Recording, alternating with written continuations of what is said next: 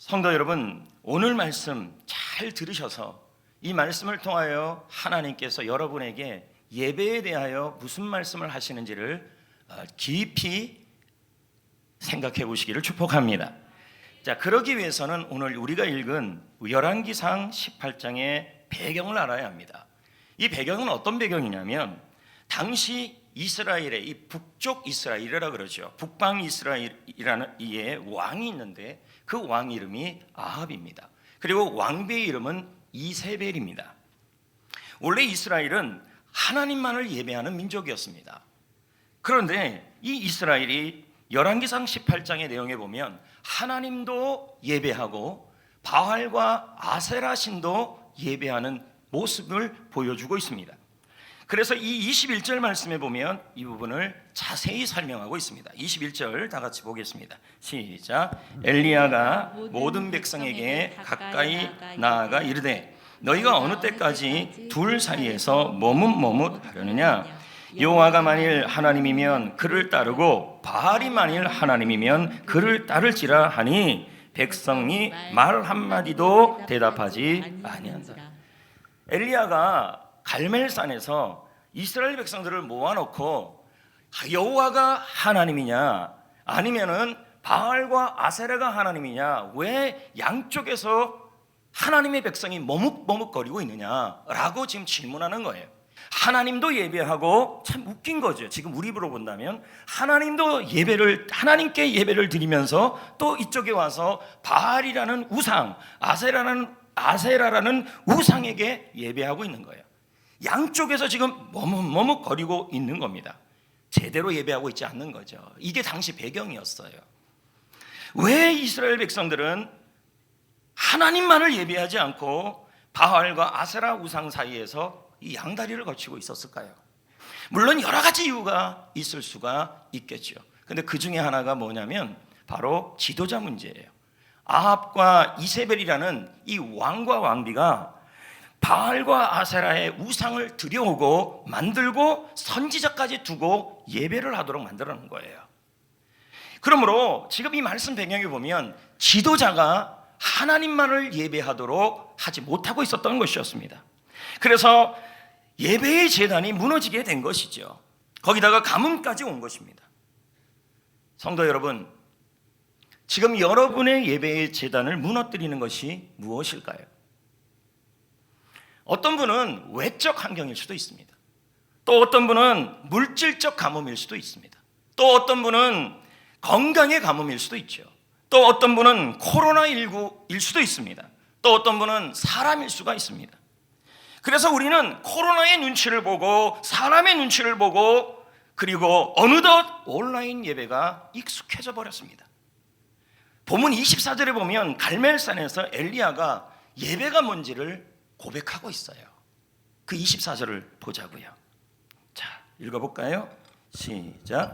너희는 너희 신의 이름을 부르라. 나는 여호와 이름을 부르리니 이에 불로 응답하신 그 백성이 대답하되 그 말이 옳도다 하니라. 네, 지금 이걸 누가 말하고 있냐면 엘리야가 말하고 있는 것입니다. 엘리야는 갈멜산에서 바알과 아세라 선지자 850명에게 다음과 같이 말하고 있는 것입니다. 진짜 살아계신 신이 누구인지 우리 결판 내자. 엘리야는 지금 예배를 어떻게 드리고 있냐면 내가 믿는 하나님은 진짜 살아계신 하나님이고 최고의 신이고 지금도 불로 응답하시는 하나님이다. 나는 그 하나님께 예배하고 있다는 거예요.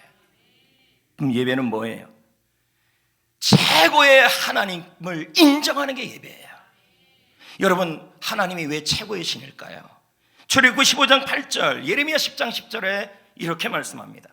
여호와께서는 영원 무궁하도록 다스리는도다. 이 말이 무슨 말입니까?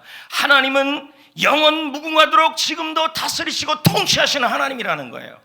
온 세상을 다스리시는 하나님이에요. 그래서 우리가 예배하는 하나님은 어떤 하나님이에요? 살아계신 하나님이요, 지금도 다스리시는 분이시요, 세상을 통치하시는 분이시다. 그게 예레미야 10장 10절에 나와요. 하나님이 최고의 신이라는 게. 읽어봅시다. 시작. 오직 여호와는 참 하나님이시요 살아계신 하나님이시요 영원한 왕이시라. 여러분, 하나님은 이런 분이에요. 그러므로 여러분, 예배란 무엇일까요? 정의하면 이렇습니다.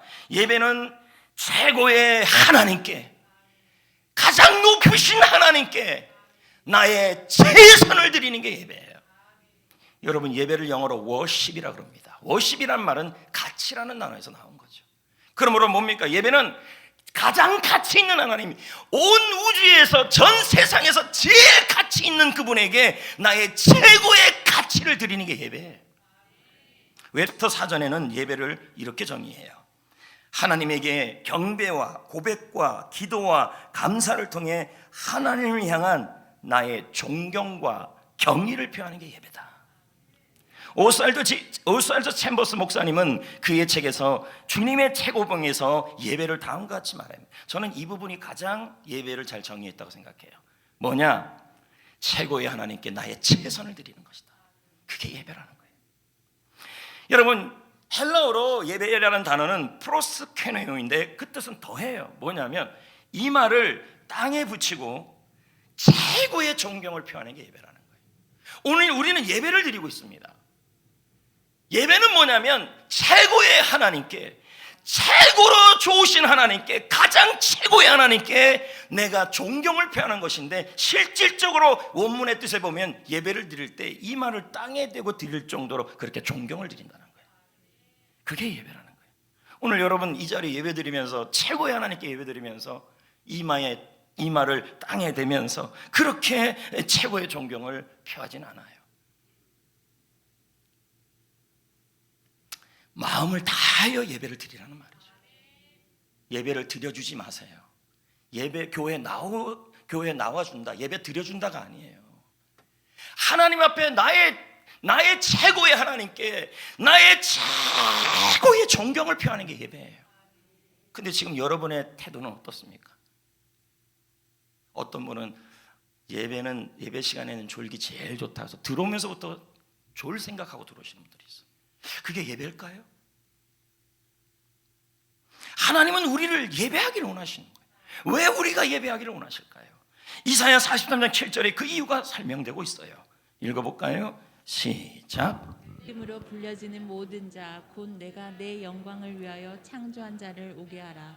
그를 내가 지었고 그를 내가 만들었느니라. 이 말씀에 보면 하나님이 우리를 창조하신 목적 중에 하나를 설명하고 있어요. 그게 뭐냐면 하나님을 예배하는 거다. 여러분, 하나님이 여러분을 창조하시고 하나님이 여러분을 지으신 목적이 뭐냐면 하나님을 예배하는 거예요. 그러므로 우리 성도들은 나의 인생에서 가장 중요하게 여겨야 할 것 중에 하나가 뭐냐면 하나님을 예배하는 거예요. 돈 버는 거, 취미 활동하는 거, 일하는 거 다 중요하지만 예배보다 중요하진 않아요. 왜요? 하나님이 나를 만드신 목적이 예배니까요.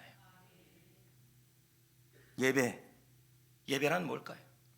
최고의 하나님께 나의 최선을 드리는 게 예배죠. 그래서 예배는 마음의 자세도 중요하지만 예배는 외적인 태도도 중요합니다. 이제 엘리야는 무너진 제단을 수축하라고 그럽니다. 30절 말씀을 보겠습니다. 다 같이 읽어볼까요? 시작. 그가 무너진 여호와의 제단을 수축하되. 뭐라고 나와 있냐면 수축하되. 무너지다라는 말은 파괴되고 넘어뜨리고 헐어졌다. 그러니까 뭡니까? 당시 북방 이스라엘의 제단은, 예배의 제단은 무너지고 파괴되고 헐어졌다는 거예요. 수축하다는 말은 고치다라는 거예요. 엘리야는 하나님께 예배하기 전에 무너진 제단을 먼저 고쳤다는 거예요. 왜요? 북이스라엘은 예배의 제단이 무너진 지 오래되었기 때문입니다. 이와 같이 여러분, 먼저 하나님께 응답받기 전에, 응답받기 전에 여러분 예배의 자세부터, 예배의 제단부터 바로 세워야 합니다.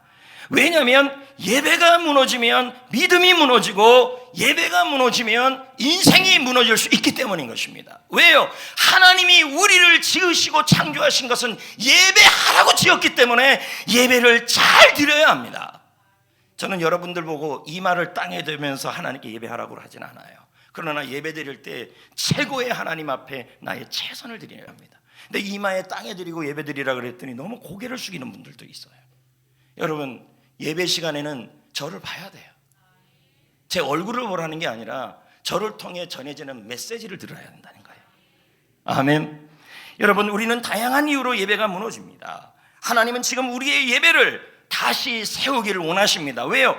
예배가 세워지면 인생이 세워져요. 왜 그렇습니까? 하나님이 우리를 창조하시고 우리를 이 땅에 태어나게 하시고 우리에게 인생을 주신 이유가 예배하기 위해서예요. 그래서 예배를 드리면 인생이 세워져요.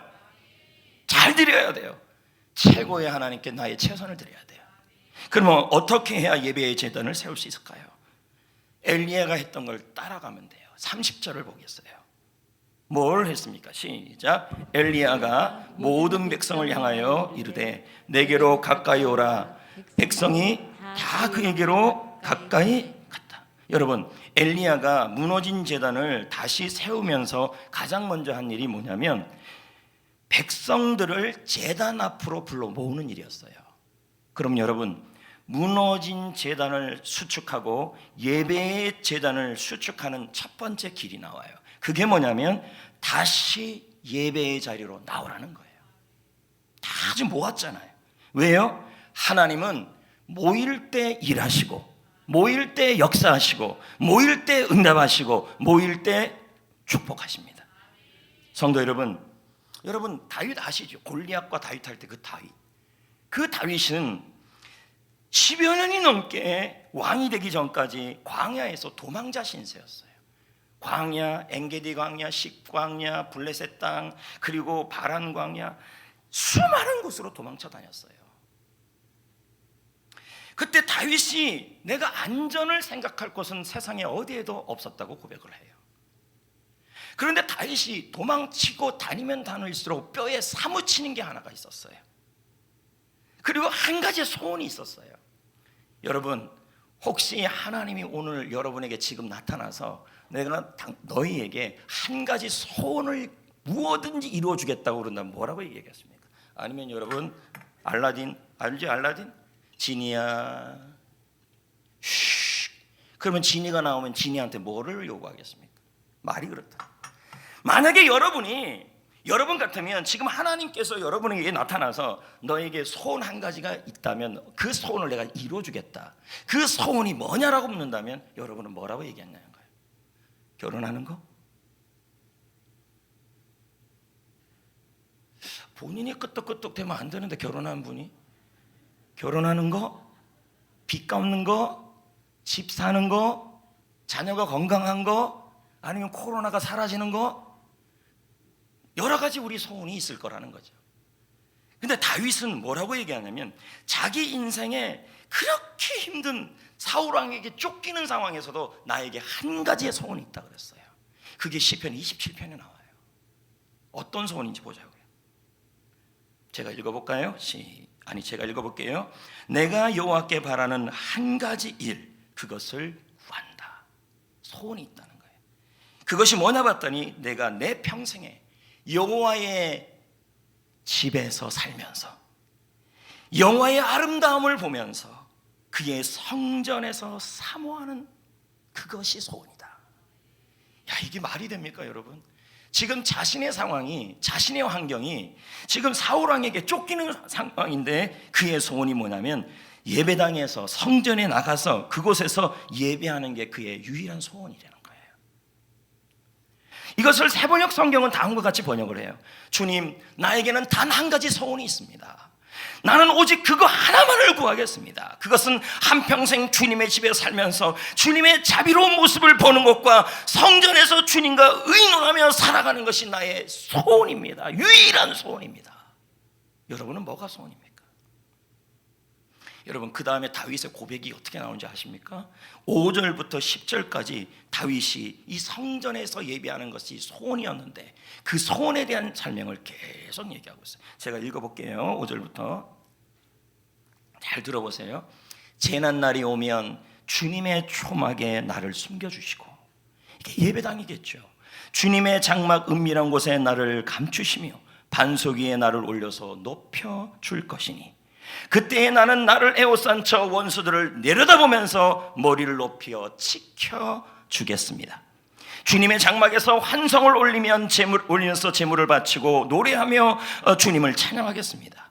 내가 주님을 애타게 부를 때에 들어주십시오. 나를 불쌍히 여기고 응답하여 주십시오. 8절, 이 주님께서 나더러 와서 내게 와서 예배하라 하였을 때 주님 내가 가서 예배하겠습니다 하고 대답하였으니 주님의 얼굴을 내게 숨기지 말아 주십시오. 주님의 종에게 노하지 마십시오. 나를 물리치지 말아 주십시오. 주님은 나의 도움이십니다. 나를 버리지 마시고 외면하지 말아 주십시오. 주님은 나의 구원이신 하나님입니다. 10절, 나의 아버지와 나의 어머니가 나를 버려도 주님은 나를 돌보아 주십니다.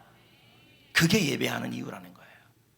여러분, 왜 다윗은 절체절명의 위기에서 성전에서 예배를 그리워했을까요? 그는 광야 생활 10년 동안 온갖 피난처를 찾아다녔어요. 바위 및 동굴, 그리고 오죽하면 미친 척하면서 블레셋 진영에 들어가서 자신의 생명을 보존했어요. 그런데 세상 어디에도 안전한 요새가 없었어요. 하지만 다윗이 그때 깨달은 것이 하나 있었어요. 하나님을 예배하는 성전이야말로 최고의 피난처이다. 성전에서 예배할 때 하나님이 그 날개 품으로 나를 보호하시고 환난에서 보호하시고, 그리고 예배하는 그곳에서 하나님은 나를 안전하게 지켜주신다. 그래서 다윗은 성전에서 예배하는 것을 자기의 인생의 유일한 소원으로 삼았다는 거예요. 여러분, 예배 드리는 것이 무너진 제단을 수축하는 일들 중에서 첫 번째는 뭐냐면 다시 예배의 자리로 나오는 거예요. 다시 예배의 자리로 나와서 하나님을 예배할 때 하나님은 여러분들에게 보호와 인도와 지켜줌이 있는 줄 믿습니다. 우리는 코로나로 인해 평생 생각하지 못한 일들을 겪고 있어요. 지금도 경험하고 있죠. 성도 여러분, 한국교회는 일제 36년을 엄청난 이 압박 속과 핍박 속에서도 예배만큼은 포기하지 않았어요. 왜 그렇습니까? 하나님이 우리를 창조하신 목적은 하나님을 예배하기 위해서예요. 예배자였다는 거예요. 예배에 승리하는 사람은 하나님께서 그의 인생도 승리하게 하신다는 거예요. 예배를 위해 우리가 만들어졌기 때문에. 신사참여의 강요 속에서도 예배를 지켰고, 하지만 그 대가는 참혹했습니다. 해방 후의 한국전쟁 속에서도 북한에서 온 피난민과 그리고 남한의 그리스도인들을 중심으로 교회를 세우면서 예배를 중단하지 않았습니다. 북한에 남아있던 그리스도인들은 예배를 지키기 위해 공산당의 표적이 지키는 그 모습에 공산당의 표적이 되었습니다. 하지만 그들은 믿음을 지켰고 예배를 지켰습니다. 특히 전남 염삼교회는 전 성도들 77명 가운데 32명이 공산당의 총에 맞아 죽습니다. 예배를 지키다가요. 예배는 우리의 존재 목적이기 때문에. 물론 제 말에 동조하지 않는 분도 있겠죠. 그러나 저는 제 신앙 양심상 그렇게 못하겠습니다.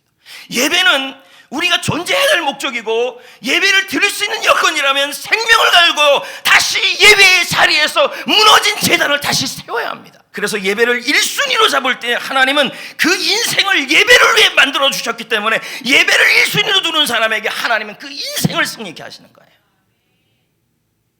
할렐루야. 다시 예배당으로 나오셔야 돼요. 다시 성전으로 나오셔야 돼요. 그리고 여러분 31절 말씀을 보자고요. 다 같이 31절 시작. 야곱의 아들들의 지파의 수요를 따라 엘리야가 돌 12개를 취하니 이 야곱은 옛적에 여호와의 말씀이 임하여 이르시기를 내 이름을 이스라엘이라 하라 하신지라. 지금 예배의 제단을 엘리야가 세우고 있는데요, 엘리야가 무너진 제단을 세우기 위해서 먼저 한 일이 뭐냐면, 두 번째 한 일이 12개의 돌을 가져와라. 그러면서 이스라엘, 야곱의 이름을 언급해요. 여러분, 이 12개의 돌은 무엇을 의미하는 거냐면 바로 이스라엘의 12지파를 의미하는 거예요. 이 이스라엘 12지파는 이 아버지 야곱의 피를 이어받은 형제들을 의미하는 거죠. 그런데 솔로몬 왕 이후에 나라는 북방 이스라엘과 남방 유다로 나눠집니다. 이제 엘리야가 지금 뭐라고 얘기하고 있냐면, 이제 12개 돌을 다 모았다는 것은 뿔뿔이 분열되고 나누어졌던 이스라엘 북방과 남방 이스라엘 백성들을 향하여 이런 마음을 품는 거예요. 우리 다 같이 이제 모여서 분열되지 말고 흩어지지 말고 같이 모여서 한 마음으로 예배하자, 이 말이에요. 이게 제단을 수축하는 거예요. 사도행전 2장 46절 다 같이 시작. 날마다 마음을 같이하여 성전에 모이기를 힘쓰고. 모두 다 함께, 이 뜻이죠. 여러분, 코로나로 인해서 우리가 뿔뿔이 흩어졌어요. 카타콤처럼 가정에서 예배드리고 또 어떤 분은 직장에서 예배드리고 참 가슴 아픈 일이죠. 이해도 되고요. 이제 이렇게 뿔뿔이 흩어졌는데 지금 엘리야가 뭐라 그러냐면 12지파의 돌을 모았다는 말은 다 모여라, 함께 모여라. 근데 여러분 안 모이다가 모이려고 그러면 그게 힘들어요. 그래서 뭐가 필요하냐면 결단이 필요해요. 다 흩어진 자리에서 이제 모이자. 어쩔 수 없이 부득이하게 뿔뿔이 흩어졌는데 이제는 뭐예요? 뿔뿔이 흩어지지 말고 다 함께 모여서 예배를 드리는 것이 바로 무너진 제단을 수축하는 일이라는 거예요. 아멘. 그리고 세 번째 33절에 읽습니다. 읽어볼까요? 다 같이요. 시작. 나무를 벌리고 송아지의 각을 떠서 나무 위에 놓고 이르되 통 넷의 물을 채워다가 번제물과 나무 위에 부으라 하고. 네, 지금 엘리야가 무너진 제단을 수축하고 있는데요. 당시 이스라엘은 3년이 넘게 가무른 상태예요. 그러면 여러분 물이 귀해요, 안 귀해요? 엄청 귀해요. 근데 그 물을 어떻게 해요? 그렇게 귀한 물을 예배단에 지금 붓고 있어요. 그리고 뭡니까? 물이 귀하니까 가축 키우는 것도 어려워요, 쉬워요? 어려워요. 근데 그 귀한 가축도 지금 드리고 있다는 거예요. 그리고 나무에 부었다는 거죠. 그럼 뭘 의미하는 거예요? 하나님 앞에 나의 최선을 드렸다는 거예요.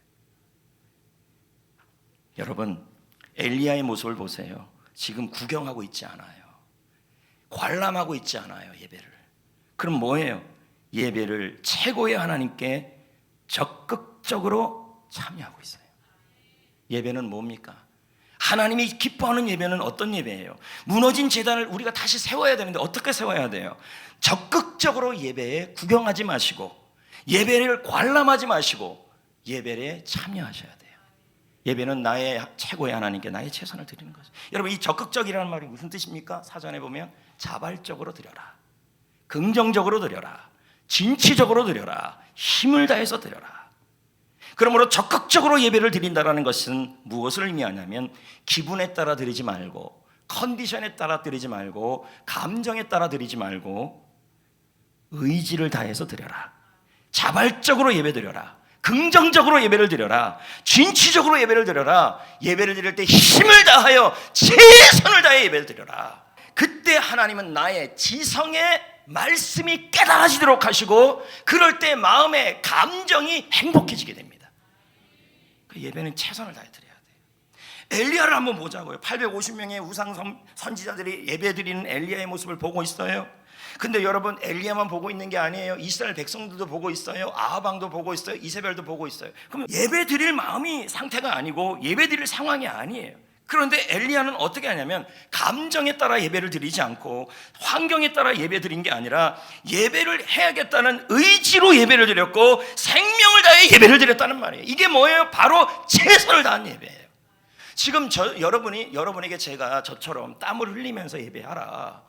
그리고 뭐 그렇게 힘을 다해서 최선을 다해서 그렇게 예배하라는 게 아니라 최소한 그 드린 자리에서 그 앉은 자리에서 찬양을 부를 때는 적극적으로 그 찬양을 부르고 앞에서 대표 기도하시는 분이 기도를 드릴 때는 그 대표 기도에 대해서 자발적으로 아멘을 하시고 말씀을 드릴 때는 그 말씀을 놓치지 않으려고 최선을 다해서 참여하려고 하는 그 예배가 바로 어떤 예배예요? 바로 적극적인 예배라는 거예요. 여러분 예배의 중심은 사람이 아니에요. 여러분이 중심이 아니에요. 보이지 않지만 만왕의 왕이시고 살아계시고 지금도 다스리시는 온 우주보다 높으시며 세상의 그 어떤 것보다도 가장 높으신 나의 최고의 하나님께 예배를 드리는 거예요. 예배의 공간이 아름다워야 아름다운 예배가 되는 게 아니에요, 여러분. 아름다운 예배자가 예배를 드릴 때 그것이 아름다운 예배예요.